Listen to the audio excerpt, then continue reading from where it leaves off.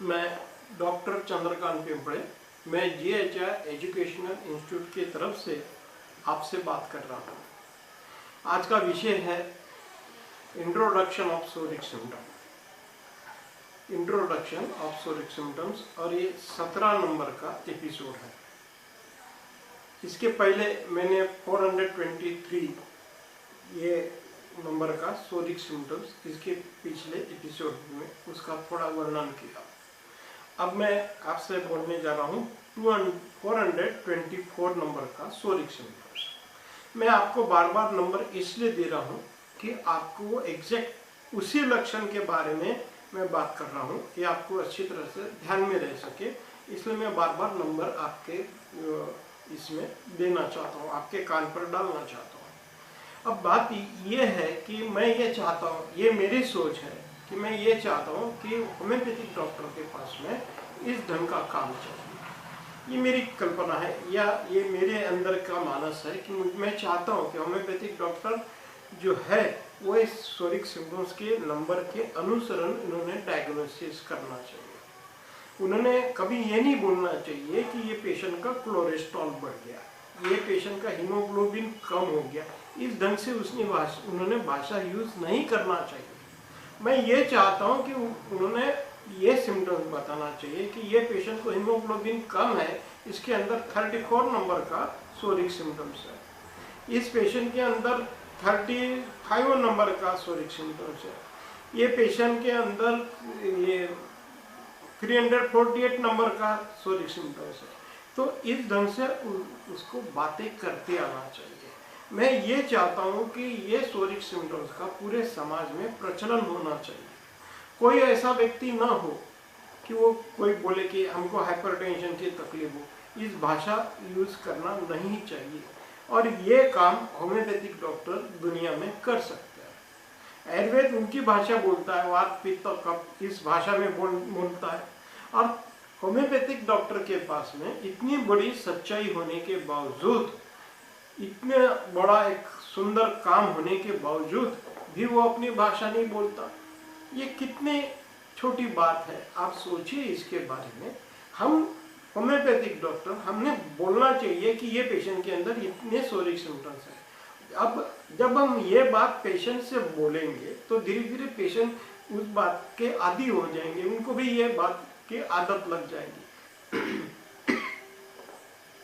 और पेशेंट एक दूसरे में जब बातें करेंगे तो वो बोलेंगे कि मेरे को ये नंबर का सोरिक सिम्टम्स है, मेरे को ये नंबर का सोरिक सिम्टम्स है।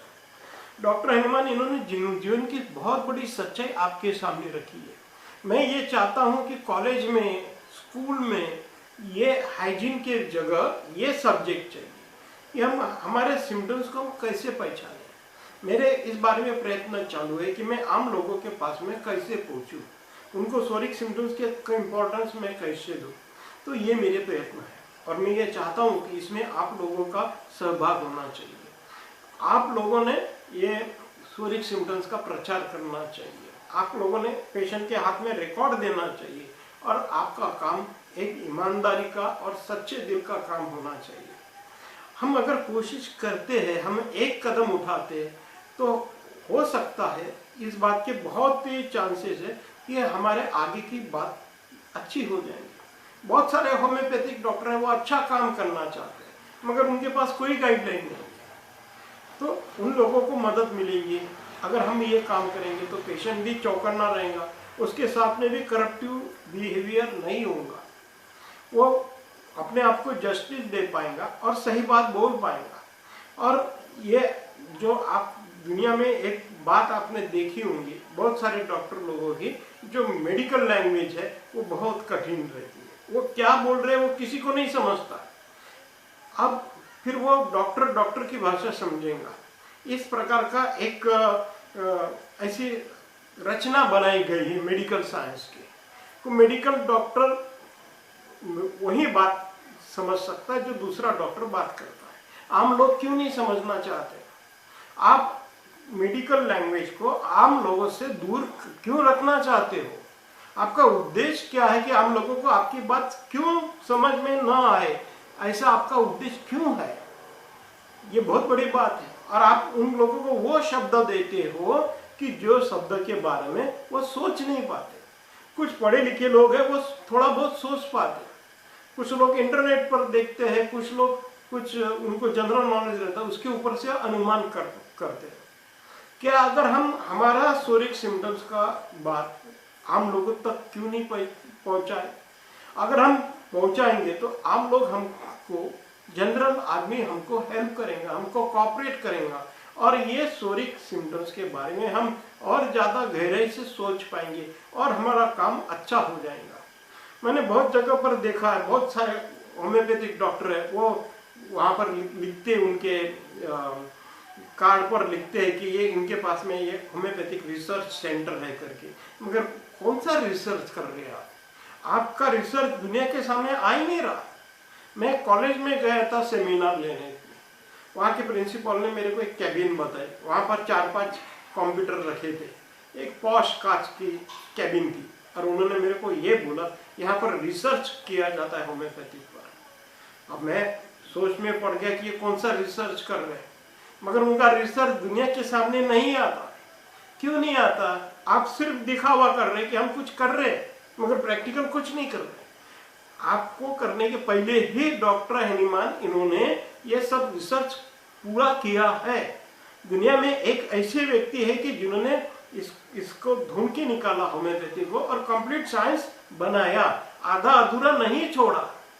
उनकी ईमानदारी को समझ लीजिए, और आपको उनका प्रचार करना चाहिए, ना कि खुद ऐसे उल्टे फुल्टे बयान करना कि होम्योपैथी के पास में ऐसा है वैसा है। ऐसी बात छोड़ना चाहिए। हम पेशेंट के पास में भी हमको सिम्टम्स का प्रचार करना चाहिए। इसलिए मैंने सोरिक रिपोर्ट ये किताब लिखी।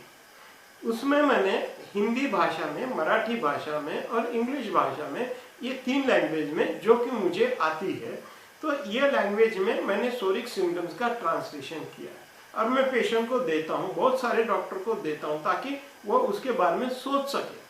क्योंकि बात ये है कि हमको ये बात को रटाना नहीं है, हमको उसकी गहरी सोच से गुजरना चाहिए। अगर हम गहरी सोच से गुजरेंगे तो ये सोरिक सिम्टम्स हमको ध्यान में आ जाएंगे, और हम ये सिम्टम्स को ध्यान में रखते हम मेडिसिन बराबर ढूंढ पाएंगे। ये बहुत बड़ी हेल्प हो सकती है। इसके लिए मैं इस ढंग का काम कर रहा हूँ, तो आप मुझे सहकार्य दे। ये इस बात की मैं आपको रिक्वेस्ट करता हूँ कि ये बहुत काम बहुत इम्पोर्टेंट है। जब आपको ये सोरिक ट्रीटमेंट के मिरेकल्स दिखेंगे, चमत्कार दिखेंगे, उसके बाद में आप उस पर भरोसा करेंगे। इस बात की मैं गारंटी दे सकता हूँ कि डॉक्टर हैनीमान, इनकी एंटी सोरिक ट्रीटमेंट ये बहुत प्रामाणिकता पूर्ण है, क्योंकि उनका जो काम है ये प्रामाणिकता पर डिपेंड है। सख्त ईमानदारी से काम किया है उन्होंने, तो कम से कम उस बात की तो कदर करो। तो ये आपकी रिस्पॉन्सिबिलिटी बनती है। मैं इसलिए लेक्चर दे रहा हूँ कि ये सोरिक सिम्टम आप तक पहुँचे, और मेरा उद्देश्य ये है कि डॉक्टर हैनीमान इनका काम सारी दुनिया में फैल जाए, ये मैं चाहता हूँ। तो अभी मैं सोरिक सिम्टम्स के बारे में बात कर रहा हूँ। ये 424 नंबर का सोरिक सिम्टम है। ये इस प्रकार का है: मेलैंकोली, palpitation and anxiousness causes her at night to awake up from sleep। और ब्रैकेट में ये दिया है mostly just before the beginning of the menses. तो बहुत सारे सोरिक सिम्टम्स आपको इस ढंग से मिलेंगे कि आपको उसका शब्दांश अर्थ नहीं निकालने का है। बहुत सारे डॉक्टर यहाँ पर एक गलती कर बैठते हैं कि वो जैसे शब्द दिए वैसे ही उसका अर्थ निकालने की कोशिश करते हैं। तो आप अगर सिर्फ शब्दों को पकड़ के बात करेंगे तो आपको उसका अर्थ नहीं ध्यान में आ जाएगा, आप भूल भुलैया में भटकेंगे। तो इसलिए हर सोरिक सिम्टम्स आपको कहना क्या चाहता है, उसका उद्देश्य क्या है, ये बात को समझना चाहिए। अब ये सोरिक सिम्टम्स का मेन जो उद्देश्य ये है, न इसका संबंध कुछ डायरेक्ट रात से है, न मेंस्ट्रुअल साइकिल से है, मगर डॉक्टर हैनीमान इन्होंने बहुत सारे जगहों पर उस बात को एक्सप्लेन करने की कोशिश की। आपको जो सोरिक सिम्टम्स डॉक्टर हैनीमान इन्होंने दी है वो बिल्कुल जैसे कि वैसे आपको मटेरिया मेडिका में प्राप्त नहीं होंगे। कुछ जगह पर प्राप्त होंगे तो कुछ जगह पर आपको उसको ढूंढना पड़ेगा, क्योंकि डॉक्टर एनिमन इन्होंने कुछ जगह पर अलग अलग भाषा का प्रयोग किया है।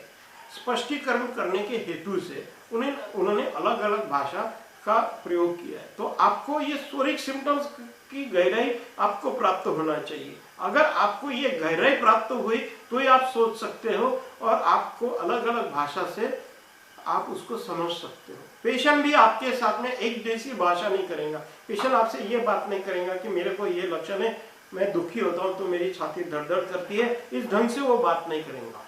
वो अलग अलग शब्द यूज करेगा, उसके पास जो भी नॉलेज है उस ढंग से वो बात करने की कोशिश करेगा। गांव का आदमी अलग बात करेगा, शहर का आदमी अलग बात करेगा, साइंस का स्टूडेंट अलग बात करेगा। तो अपनी अपनी भाषा की शैली यूज करते हैं, मगर आपको उसका पर्पस मालूम रहे तो कोई भी आपसे कोई भी भाषा में बातचीत करे तो आपको आपका जो स्वरिक सिम्टम्स है उसका परफेक्ट मीनिंग आपको ध्यान में आ जाएगा कि ये पेशेंट इस बारे में बात कर रहा है। क्यों? क्योंकि आप उसके बारे में गहराई सोच आपके पास में है। मैं ये चाहता हूं कि आपके पास में गहराई की सोच होना चाहिए, आपके पास में वो इंसाइट होना चाहिए, ताकि आप हर एक स्वरिक सिम्टम्स को अलग अलग भाषा में उसका प्रगटीकरण भी हुआ तो भी आप उसको समझ सके।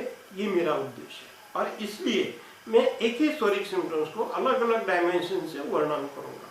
बहुत जगह पर मैं दो दो स्वरिक सिम्टम्स लूंगा, उसका कंपैरिजन करके बताऊंगा कि ये स्वरिक सिम्टम्स ये चाहता है, ये स्वरिक सिम्टम्स आपसे ये बात करना चाहता है। तो आपको ऐसे कॉम्पिटिटिव वैल्यू भी करूंगा। तो आपको बहुत, क्योंकि डॉक्टर एनिमन इन्होंने बहुत सारे स्वरिक सिम्टम्स उनके ऐसे भी है कि एक दूसरे से बहुत मेल खाते हैं और वो मेल खाने की वजह से कभी लगता है कि ये लक्षण है कि ये लक्षण है। तो इस प्रकार का कंफ्यूजन हो सकता है, इसलिए मुझे कुछ जगह पर मेरे को उसका कंपैरिजन करना चाहिए, नहीं तो आप कंफ्यूज में रह जाएंगे। आप जो लक्षण नहीं है उसको पकड़ने की कोशिश करेंगे और उस ढंग से आप सोचेंगे। जैसे मैं आपको एक उदाहरण के तौर पर बोलता हूँ, एक पेशेंट को चक्कर आ रहे थे। अब चक्कर आ रहे थे और वो डॉक्टर ने मुझे ये प्रॉब्लम बोला कि इस पेशेंट को चक्कर आ रहे हैं, मगर आपके ये सोरिक का जो आप सिंबॉलिक मोटर रेमेडी का प्यूरा है इसमें ये बातें नहीं आ रही। तो मैंने उस पेशेंट के साथ इंक्वायरी की तो फिर मुझे ये ध्यान में आ गया कि ये डॉक्टर नंबर 2 का सोरिक सिम्टम देख रहे हैं, मगर पेशेंट के अंदर नंबर 3 का सोरिक सिम्टम्स है। अब ये गड़बड़ है, क्योंकि वो डॉक्टर वो समझ नहीं पा रहे कि वो 3 नंबर के बारे में बात कर रहा है, वो यही सोच रहे कि वो नंबर 2 के बारे में बात कर रहा है, यानी 2 नंबर के सोरिक सिम्टम्स के बारे में बातचीत कर रहा है। तो ऐसी उनकी मिसअंडरस्टैंडिंग हो गई। तो ऐसी मिसअंडरस्टैंडिंग आपके साथ नहीं होना चाहिए, क्योंकि बहुत सारे सिम्टम्स की बहुत बड़ी जिम्मेदारी है, क्योंकि ये काम इतना सुपरफिशियल नहीं है कि आपने कुछ रटा के रखा और काम किया, ऐसा नहीं है। ये मैं जो आपको से बातचीत कर रहा हूँ ये मोस्ट प्रैक्टिकल बात कर रहा हूँ। ये एजुकेशन का आपने जो एजुकेशन प्राप्त किया, मगर अनफॉर्चुनेटली वो आपके पास में नहीं पहुंचा। इस बात का मुझे दुख है, खेद है, और इसलिए मैं मेरी जिंदगी का ये मिशन रखा कि आपके पास में डॉक्टर एनिमन का सही ढंग का नॉलेज, परफेक्ट नॉलेज आपके पास में पहुंचना चाहिए। मेरे व्यक्तिगत किसी के साथ में विरोध नहीं है, मैं सिर्फ आपको देना चाहता हूँ। कृपया मेरा प्रेम का आप स्वीकार करें। ये जो 424 नंबर का सोरिक सिम्टम जो है मेलैंकोली, उस पेशेंट को दुख होता है और उसकी छाती धड़धड़ती है और वो चिंताग्रस्त होता है। 3 बातें ये सोरिक सिम्टम्स में होती है।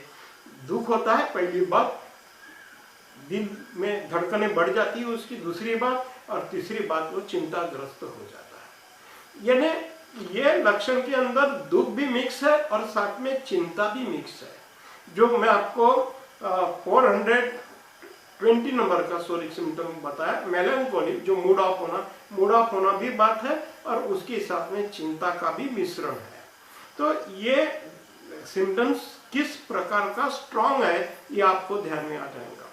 बहुत सारे लोग आपने देखे होंगे, वो फोन पर कुछ बात सुनते हैं और वो बात के उनको दहशत आ जाती है। प्रैक्टिकल कुछ भी नहीं, ना उनके पास में सबूत नहीं, वो सुनते हैं। एक लेडीज ने फोन पर से बात सुनी, उसको ये पता चला कि उसके पिताजी गिर गए।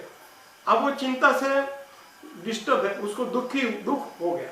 और वो सोच रही कि मेरे पिताजी का एक्सीडेंट हो गया, क्या हो गया, हड्डी टूटी, क्या हुआ, कैसा हुआ, वो बहुत सोचती है। मगर उसको दूसरे दिन पता चलता है कि वो थोड़े से स्लिप हो गया पैर, इसलिए थोड़ी गिर गए, कुछ ज्यादा मारने लगा। मगर उस व्यक्ति को रात भर नींद नहीं आई। उस लड़की को पिताजी की इतनी चिंता सताई, तो वो चिंता की वजह से वो बहुत दुखी हो गई, उसके हृदय की धड़कनें बढ़ गई, वो रात को सो नहीं पाई। अब देखो बात कैसी है। बहुत सारी बातें हैं कि जिसके लिए आपके पास ठोस सबूत नहीं रहता, मगर अपना मन ऐसा है कि वो जो नहीं है वो हम हमारे मन में बना लेते हैं। हम सोच लेते कि ऐसा हुआ होगा, और इस सोचने के बाद से हम हमारे अंदर में दुख की दुनिया बना लेते हैं। हम हमारे अंदर की टेंशन की दुनिया बनाती है। वास्तव में ऐसी कोई बात नहीं रहती है। ऐसा बहुत बार होता है, और बहुत बार ऐसी बात होने के बाद में भी ये लक्षण उत्पन्न होने की वजह से कुछ फायदा नहीं है। आपके सामने कोई दुख आ गया, कोई संकट आ गया, तो उस समय आपको अपने आप को शांत रखना है और ठंडे दिमाग से सोचना चाहिए। प्रकृति ये चाहती है। अगर आपको कोई संकट आ गया है, तो संकट आने के बाद में प्रकृति भी आपको मौका देती है कि आप करें क्या। आपका इनर वॉइस आपको बोलता है कि आप इस ढंग का काम करो। जैसे फॉर एग्जाम्पल, आप कहीं बाहर घूम रहे हो और अचानक एक बहुत बड़ा सांप आपके सामने आ गया और वो आपकी इधर आ रहा है, तो आप क्या करेंगे? आप बाजू हट जाएंगे या वहां से दूर निकल जाएंगे? आप करेंगे क्या? तो आपको वो सोच बुद्धि ईश्वर ने दी है। आपका इनर वॉइस बोलेगा चलो यहाँ से दूर हट जाओ, या आप कोई ऊंची जगह पर जाके बैठ जाओ, ताकि आपको किसी भी प्रकार का आपके लिए धोखा न हो। तो ये आपके अंदर का इनर वॉइस बोलेगा। आप जाके उस सांप से आप फाइट नहीं खेलेंगे, आप सोचेंगे क्या करना चाहिए, किस करने से मैं अपना बचाव कर सकता हूँ। तो ये एक नेचुरल गिफ्ट है। ईश्वर ने आपको गिफ्ट दी है कि आप सोच सको। अब अगर हम लोग हमारा इनर वॉइस के इधर देखना नहीं चाहते, हम इग्नोर करते उस बात को, नजरअंदाज करते, और हम उस वो प्रसंग हमारे ऊपर हावी हो जाता है। तो इस प्रकार का ये सोरिक सिम्टम्स है। इसकी पॉजिटिव ये साइड ये कि हम हमारे इनर वॉइस के इधर देखते नहीं। हम बहुत बार हमको जवाब मिलता है, मगर हम जवाब को देखते नहीं, हम परिस्थिति को देखते हैं। और हमारी वो आदत होती है, एक कोई घटना सामने घटी जो दुख उत्पन्न करने वाली है, तो वो सच है ऐसा समझ के हम मानते हैं, और हमारे अंदर हमारे दिमाग में चिंता का, टेंशन का जाल बुनते हैं। तो क्योंकि हमारे इधर सच्चाई देखने की दृष्टि नहीं रहती, हम सोच नहीं पाते, या पेशेंट के अंदर उतनी पावर नहीं रहती कि जो सोच नहीं पाता कि सच्चाई क्या है। वो सच्चाई जानने के लिए आपके पास में कुछ सवालों की जरूरत रहती है, और आप अगर वो सवाल अगर आपके पास ना हो, या आप उस सवालों का जवाब नहीं ढूंढेंगे, तो आपको जवाब नहीं मिल सकता।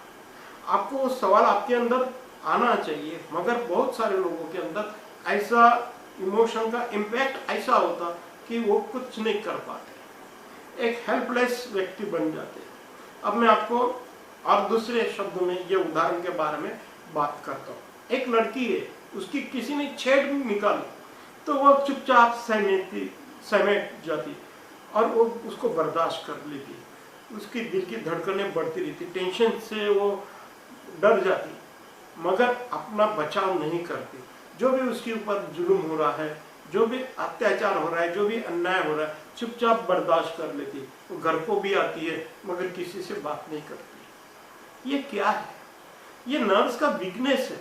अगर आपके ऊपर कोई संकट आता है, तो आपने उसका प्रतिकार करना चाहिए। ये नेचर आपको बोलता है, प्रकृति आपको बोलता है, मगर वो बीमारी का लक्षण ऐसा है कि उसको प्रतिकार नहीं कर पाता, एक्सेप्ट कर लेता, ये है, ऐसा ही दुख है, वो इस प्रकार से सोच लेता है, और ये सोचने की वजह से ये इस प्रकार की दुर्घटना होती है।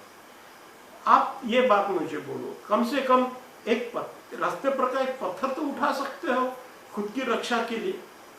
पत्थर उठा के आप मार तो सकते हो, कम से कम आप वहां से भाग तो सकते हो, कुछ ना कुछ रिएक्शन कर सकते हो, मगर ऐसा नहीं होता। बहुत सारे लड़कियां बर्दाश्त कर लेती, क्यों? क्या उनके पास में ताकत नहीं है? सब कुछ है उनके पास, मगर उस सच्चाई को वो स्वीकार नहीं कर पाते। तो इस प्रकार का ये लक्षण है। तो बहुत सारी बातें ऐसी है, जैसे जैसे इन लक्षणों के बारे में आपका संबंध आएगा मेडिसिन के, इसमें ये लक्षण का प्रकटीकरण मैं आपको बताऊंगा, तब आपको ये लक्षण अच्छी तरह से ध्यान में आ जाएगा। क्योंकि ये जो मैं आपसे बात कर रहा हूँ, ये लक्षण इस प्रकार का है। जब मैं आपको उसको अलग अलग प्रकार के उदाहरण दूंगा तो आप उसकी गहराई को समझ सकेंगे। मैं आपसे जितना भी बात करूं वो बात एक लिमिट रहेंगी। मैं आपसे कुछ बातें करूंगा, कुछ बातें मैं क्लासेस में लूंगा। अब ये मैं YouTube पर दे रहा हूं, मगर मैं कुछ बातें, कुछ खास बातें रहती है कि जिसके लिए आपका हर जगह पर मेरा और आपका इस ढंग का संपर्क बना रहे। आप मुझे सवाल पूछे, मैं आपको जवाब दूं, तो एक ऐसी एक बात रहती है। तो वो उसी समय हो सकती है जिस समय मैं आपके सामने कुछ बात करूं, आपके मन में सवाल उठे और उसी समय आपका सवाल मुझे मिले, मैं सवाल और जवाब का आदान प्रदान करूं, तो आपको बहुत सारे बातों के बारे में समझ सकते हैं। इसलिए मैंने कुछ पार्ट ये YouTube में दूंगा, कुछ पार्ट मैं क्लास में लूंगा। अब आगे का लक्षण है 425 नंबर का। ये लक्षण इस प्रकार है, मैनिया ऑफ सेल्फ डिस्ट्रक्शन, अपने आप को तकलीफ देना। सेल्फ डिस्ट्रक्शन, इसका अर्थ आप ये समझो कि वो पेशेंट अपने आप को तकलीफ देता है, और ये लक्षण बहुत प्रसिद्ध है। तो बहुत बार कुछ लोगों को गुस्सा आता है, तो वो बहुत काम करते और इस प्रकार का वो गुस्सा प्रकट करते हैं।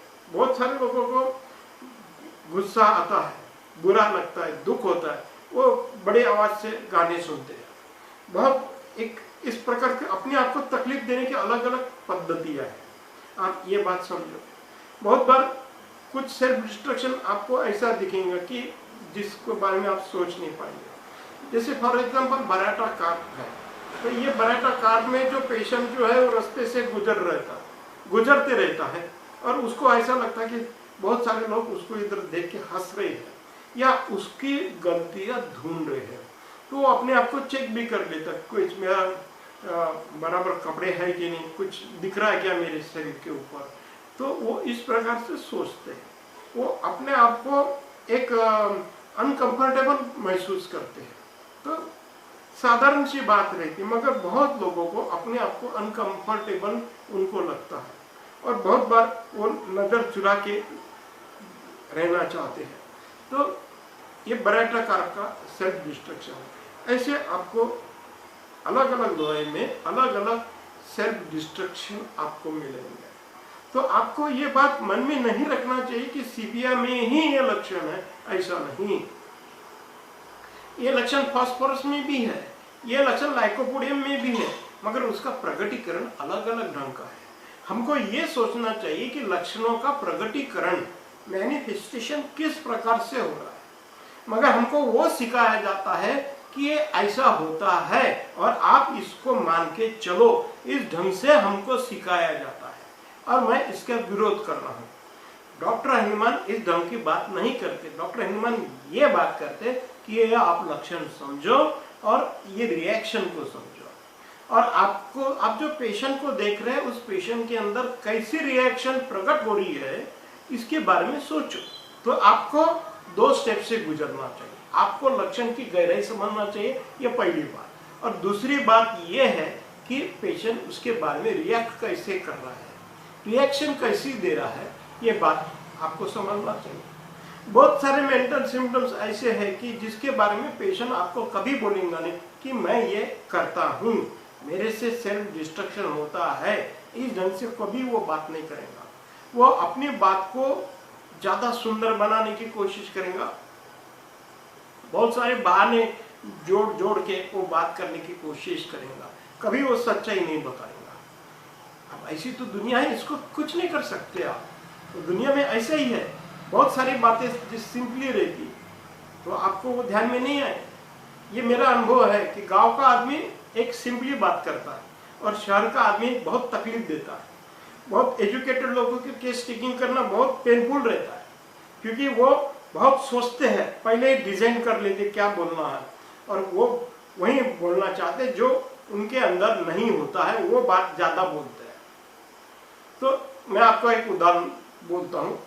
ये सोरिक रिपोर्ट की जो मैंने बुकलेट निकाली है वो मैंने कुछ पेशेंट को दी, एक मैंने टीचर को दी। वो टीचर जो थी उसको मैंने बोला, मेरे को ऐसा लगा कि ये बहुत हेल्पफुल रहेंगे, बहुत सारे सोरिक सिम्टम ये बुकलेट की मदद से मेरे को इस पेशेंट से प्राप्त कर सकता हूँ, ऐसी मेरे को अपेक्षा लगी। मगर जब उसने वो पूरा बुकलेट मुझे वापस किया, तब मैंने ये देखा कि उसने करीबन हर एक सिम्टम्स के ऊपर टिक मार्क करते गए और यानी 491 में से उन्होंने 460 तक टिक मार्क किया। तो आप सोचो एक्चुअली कितनी भयानक कंडीशन है। हर एक के जीवन में ज्यादा से ज्यादा 15-20 लक्षण के ऊपर नहीं रह पाते, उस आगे उससे ज्यादा लक्षण बढ़े तो आदमी जिंदा नहीं रह पाएगा। तो ये पेशेंट के अंदर वो 460 सोरिक सिम्टम्स के ऊपर टिक मार्क कर दी, इसलिए टिक मार्क कर रही कि ये तकलीफ उसको नहीं होना चाहिए। तो ऐसी बात है, यानी लोग वही सोचते, वो जो चाहते हैं वही सोचते हैं, वो वस्तु स्थिति को ध्यान में लेते हुए नहीं सोचते। तो ये मैनिया ऑफ सेल्फ डिस्ट्रक्शन इस प्रकार का ये सोरिक सिम्टम्स है। इसका नंबर है 425। यहाँ पर मैं विराम लेता हूँ, उसके बाद में 426 बहुत एक इम्पॉर्टेंट सोरिक सिम्टम्स है। मैं आपको उसके बारे में अगले एपिसोड में मैं आपसे बात करूँगा। Thank you please.